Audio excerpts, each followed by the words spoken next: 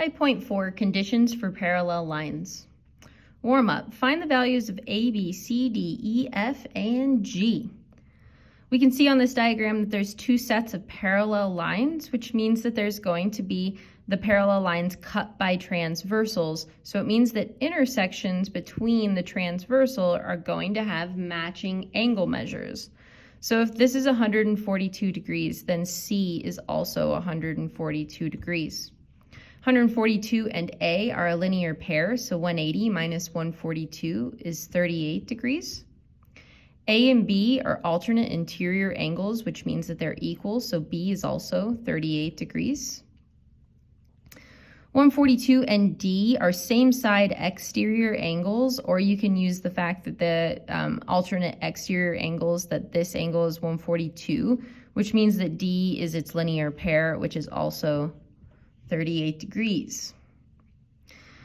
We can go over to this next transversal over here, but note that it's not parallel to this angle, so I know that these two, G and H, do not have anything to do with 142 and 38. You can also see that this line over here, this transversal, and these ones don't match. But if we take a look at our 130 here, we can see that the 130 and the E are on the interior of these parallel lines, even though the transversal is cutting at a different angle. So 130 and E are going to be supplementary. So 180 minus 130, so that means that E is going to be 50 degrees. I can also see that E and F and then another F, those are the same size. E and F are all together 180 degrees. So we can say that 50 plus F and F, so 2 F's, is 180, minus 50, 2F equals 130, divided by 2, so F equals 65. So this angle measure here is 65. Then if this is the new transversal, these two intersections match. So if this angle is 106, then G is also 106, and G and H are a linear pair, so 180 minus 106 is 74 degrees. So in this video, we're going to talk about the converse of parallel line postulates. So this is the converse of corresponding angles postulate. So if we add a 1 and a 2, so angle 1 and angle 2, and we add parallel, we can't actually add those right away unless we know that those two angles are equal. So the converse is that if angle 1 is congruent to angle 2, then M is parallel to N. I'll add those, M and N. Same thing for the alternate interior angles. So if this is 1 and this is 2, if angle 1 is congruent to angle 2, then M is parallel to N. So then we could add the parallels, and this is M and N. So if you know that they're equal, then they are parallel.